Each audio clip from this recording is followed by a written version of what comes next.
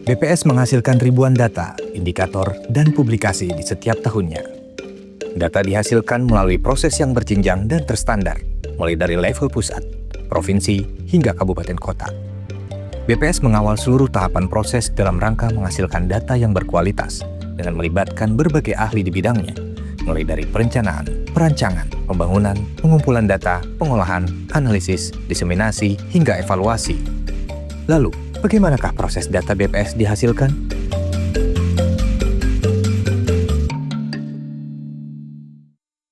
Proses data dihasilkan di BPS melalui serangkaian survei maupun sensus, khususnya survei adalah berbasis standar yang sering kita gunakan bernama GSBPM atau General Statistical Business Process Model.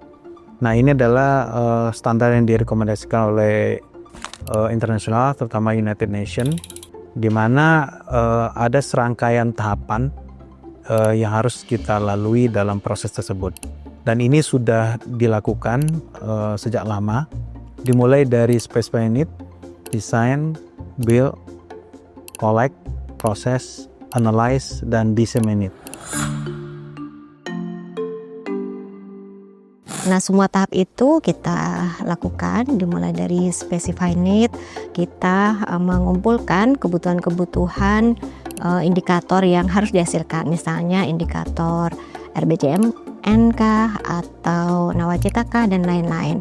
Nah, dari stakeholder itu kebutuhan apa, indikator yang harus dihasilkan, kita identifikasi variabel apa yang harus dikumpulkan. Nah, dari situ kita akan membangun kuesioner, ya, kuesioner yang akan digunakan di dalam pengumpulan data tersebut, dan juga instrumen lain adalah pedoman.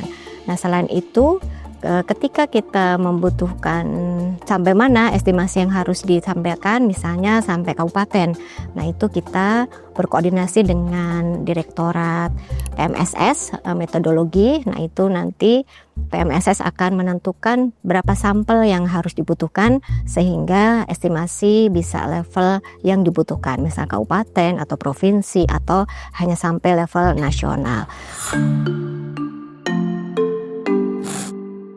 Nah, tahapan ini perlu kehati-hatian karena menentukan hasil dari survei tersebut. Sehingga kerjasama antara PJK dan metodologi juga cukup intens untuk pada tahap desain. Secara umum, output dari PMSSI itu sendiri menghasilkan desain metodologi seperti apa, peta yang digunakan seperti apa untuk membantu proses lapangan, kemudian desain kerangka sampel yang digunakan, kemudian membantu skrip untuk penarikan sampel, kemudian desain untuk penimbang atau weightingnya seperti apa, dan jika diperlukan kita juga membantu mengawal penghitungan sampling error yang biasanya dilakukan oleh PJK. Jadi biasanya kalau supporting kami ya untuk kegiatan proses bisnis di PJK gitu ya, itu biasanya kami menerima permintaan gitu ya, permintaan terkait pembuatan aplikasi atau sistem, mulai dari pemutahiran, ada aplikasi pemutahiran, kemudian juga untuk melakukan tarik sampel gitu, kemudian ada aplikasi untuk entry data ya, selain itu juga ada untuk aplikasi web monitoring ataupun dashboard, dan biasanya kami menyertakan juga buku pedoman untuk outputnya, panduan untuk melakukan entry data dan pemutahiran. Biasanya tertuang semua di buku pedoman itu.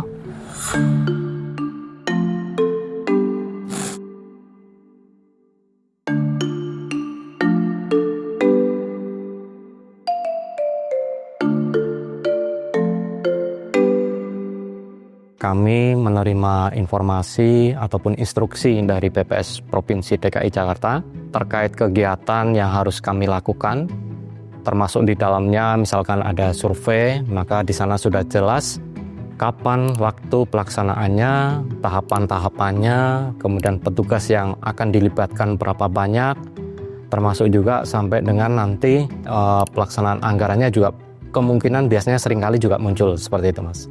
Jika misalkan di situ ada rekrutmen petugas, maka kami juga akan menyiapkan petugas-petugas yang ada dalam database kami, dalam sobat kami, yang sesuai dengan kualifikasi yang diharapkan di dalam kegiatan survei tadi. Sesuai standar BPS, setiap akan melakukan kegiatan survei ataupun sensus, yang dilakukan pertama adalah menyamakan pemahaman petugas terkait dengan konsep, definisi, kemudian SOP, kemudian tahapan-tahapan apa yang harus mereka lakukan melalui pelatihan-pelatihan.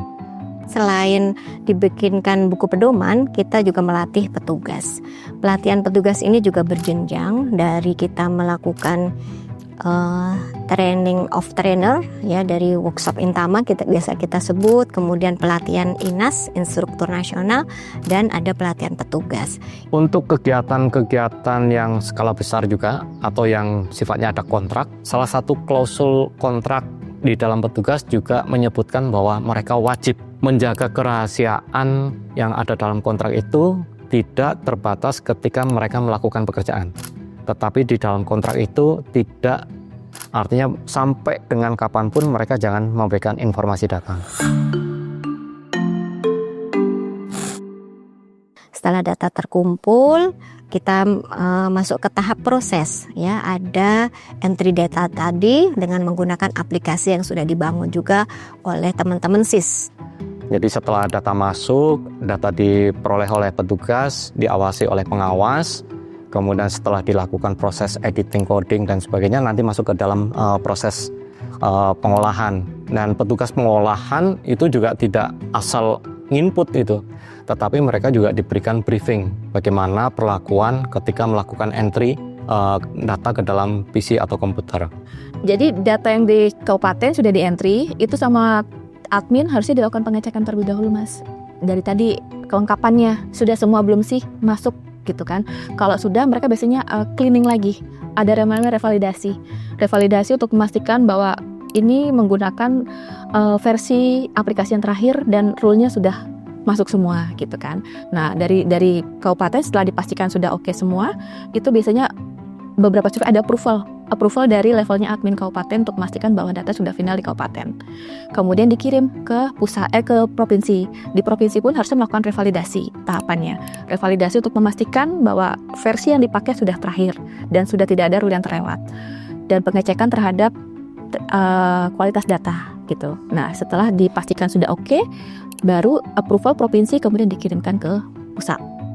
Di pusat pun ada tahapan proses revalidasi kembali gitu. Jadi untuk memastikan tadi termasuk kualitas data, memastikan sudah sesuai dengan rule-nya, dan terakhir dan kualitas datanya gitu. Setelah dari pusat, kami akan mengirimkan ke PJK data tersebut, data final pengolahan. Sudah masuk ke SIS, dikirimkan kepada direktorat kami untuk dilakukan lagi validasi lagi, revalidasi lagi, supaya memang data yang kita gunakan itu benar-benar clean gitu ya, sudah benar-benar sesuai dengan yang kita harapkan. Setelah kita melakukan validasi, kemudian kita analyze dulu begitu ya, apakah data-data yang terkumpul itu kita bikin tabel, kita tabelkan, kita evaluasi data tersebut, kita analyze ya, itu tidak tahapan analyze, apakah tabelnya ini sudah konsisten begitu ya, dari angka provinsi, angka nasional, angka kabupaten, nasional, provinsi, kabupaten itu apakah sudah valid begitu ya, atau sudah sesuai, sudah benar begitu. Setelah oke, clean semua, kita kirimkan ke Direktorat SIS lagi, data baru dikirim ke diseminasi. Di sisi diseminasi itu adalah sisi akhir dari GSBPM. Jadi kita akan menyiapkan datanya sesuai dengan kebutuhan pengguna. Jadi dari SIS atau Sistem Informasi Statistik, kita akan mencoba melengkapi atau bahkan memeriksa kelengkapan dokumen-dokumen yang diberikan oleh SIS. Contohnya kuesioner, layout, dan lain-lain. Setelah fix atau sudah clean dan bersih, baru kita naikkan ke sistem kami. Setelah data itu bisa didiseminasikan, kita juga melakukan atau membuat publikasi, tabel-tabel yang memang kita butuhkan dan juga dibutuhkan oleh stakeholder tersebut. Nah, publikasi kita rilis di web ya, di web itu sudah ada jadwalnya, sudah kita jadwalkan, rilis, diseminasi begitu. Iya, di data BPS sendiri sebenarnya kita sudah membagi-bagi ya. Ada data BPS itu yang bersifat publik, artinya semua user bisa mengaksesnya. Contohnya semua yang ada di website BPS itu tentu saja bisa diakses, baik menggunakan download ya, download seperti biasa atau mungkin menggunakan web API. Itu bisa.